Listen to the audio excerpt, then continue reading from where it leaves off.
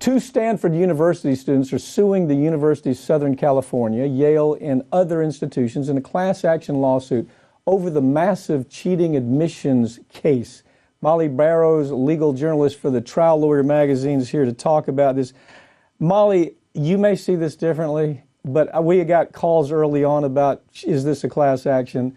And I said, it's very weak. This case is DOA. Right, and that's what's going to be interesting to see. Yeah. These two students are trying to pull something that maybe is potentially an opportunity, but I think other legal instructors are feeling like you do, that basically this case isn't probably going to get very far. Yeah, I know the lawyers that brought it.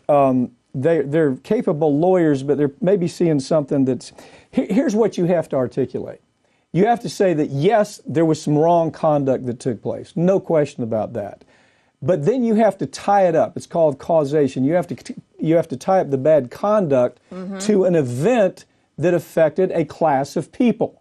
And here you're saying that this bad conduct actually resulted in people not getting into law school. Well, the answers are obvious, aren't they? Right. I mean, the university says, no, it wasn't because of that. It was because you made the bottom, 30% on the ACT or whatever it may have been. It's going to be hard to prove injury. Yeah, or there was no civil, one thing they look for now, what are you doing for the community? No community kind of hours.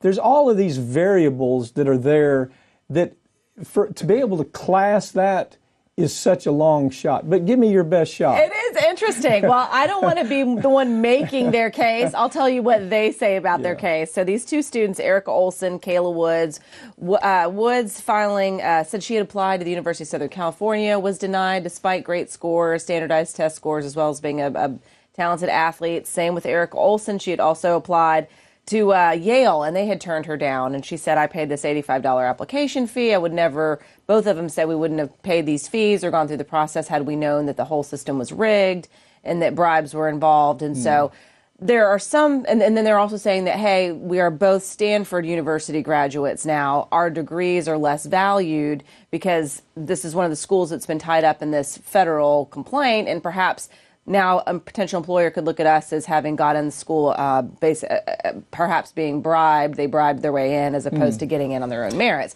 So this is their argument. That probably is the best argument, but you're going to have to bring in expert after expert to say that this is, that in the marketplace, that this had such an impact, that it's a tangible impact. We can see the numbers. There's something you can touch and feel. And yes, it's real. And since you're a Stanford graduate, the business community looks at you like you simply don't have the kind of qualifications where you ought to be working in their business. It's a tough. It's going to be tough to prove. Shot. Maybe the application fees, maybe, but they were saying that there are a lot of people that also don't get in necessarily on their own merit. That's assuming that every student gets in on a merit-based system. Yeah. And this one particular instructor was saying a lot of these students get into these schools based on maybe their parents made a donation or there's a legacy of some sort with a family. So that exceptions are already made that are acceptable. Legacies are as common as they can be.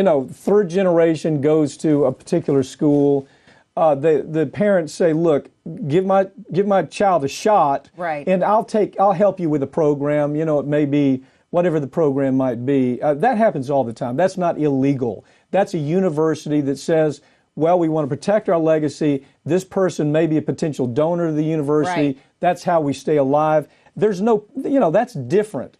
This was so specific that this was like taking test scores and phoning them up, basically. Yes, exactly. So as I'm looking at this case, the thing that makes the most sense probably is going to come down to, gee whiz, I wouldn't have wasted my $85 if I knew that I wasn't in a good shape to actually maybe get in. That maybe's the best shot, but it's a long shot. It is a long shot. I agree. And of course, they're looking for anyone that applied to these schools between 2012 and 2018 to see if anybody else had similar experiences. And one instructor said, it's one thing if you're an athlete with great scores and you didn't get in, and the person who got in was somebody who was not as good of an athlete on an athletic scholarship, but they had great scores. So then there might be some wiggle room, but that's not necessarily what they're saying in this. Well, then again, and it was a small number of people that were like only 750 over this 10-year That's span. part of the problem. Not and then even that analysis is subjective. You can't take that and make it into an objective analysis that you can present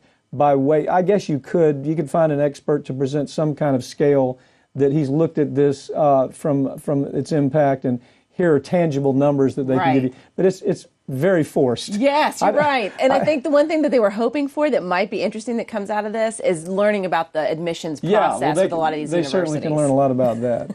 Thank you for joining me. Thanks, Pat.